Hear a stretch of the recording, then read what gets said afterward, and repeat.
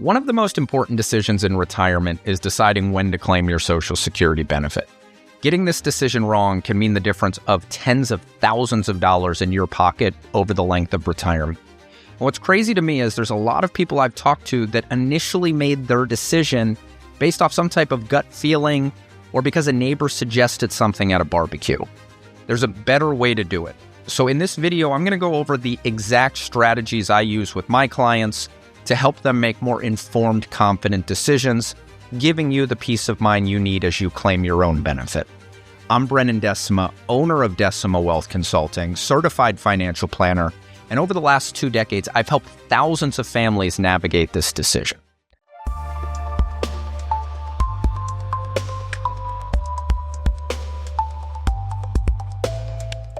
So let's get into the basics. There's 3 main windows for when to claim Social Security. Window number 1 is taking it as early as possible, and typically this is going to be at age 62.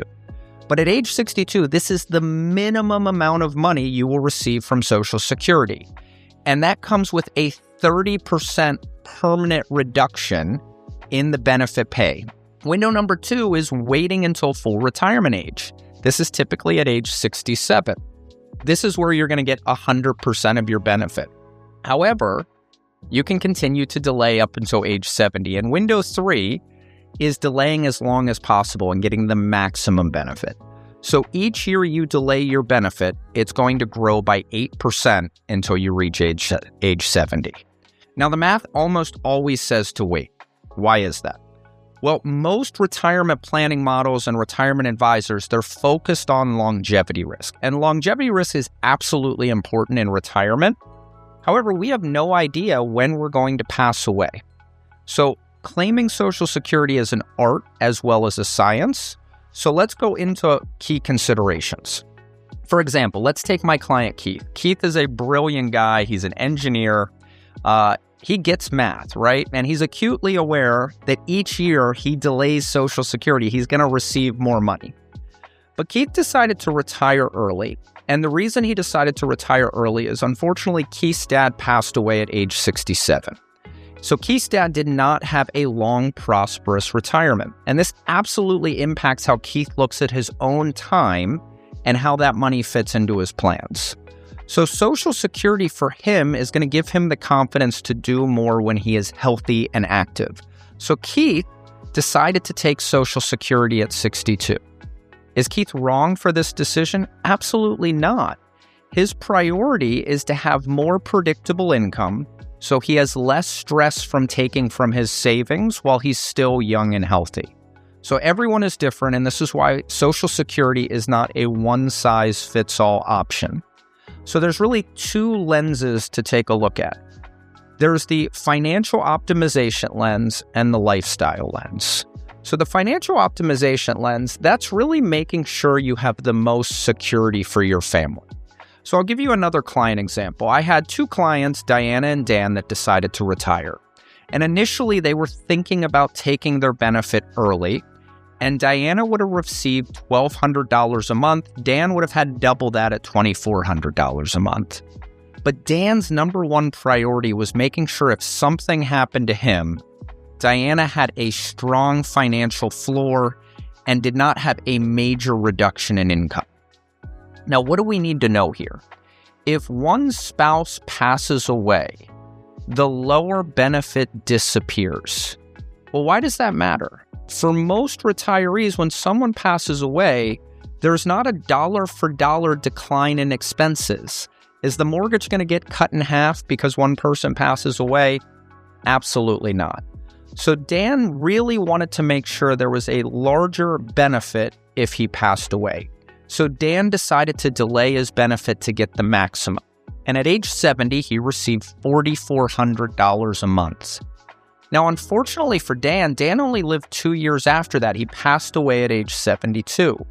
So if we looked at this in a vacuum and we solely looked at, did Dan make the right decision for himself?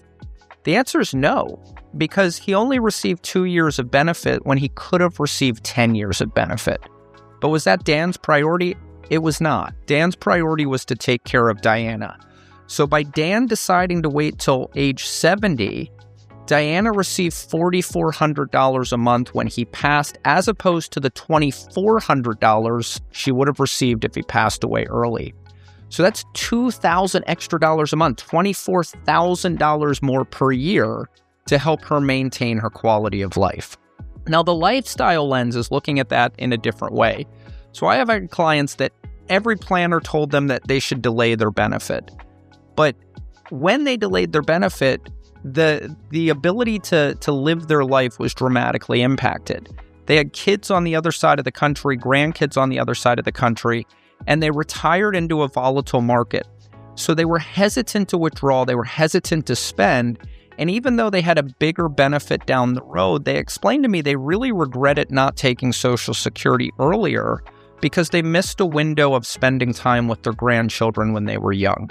So lifestyle is really thinking about what this money would mean for you and your family if you took it earlier. Would it give you more peace of mind to do the things you want to do on the front end of retirement?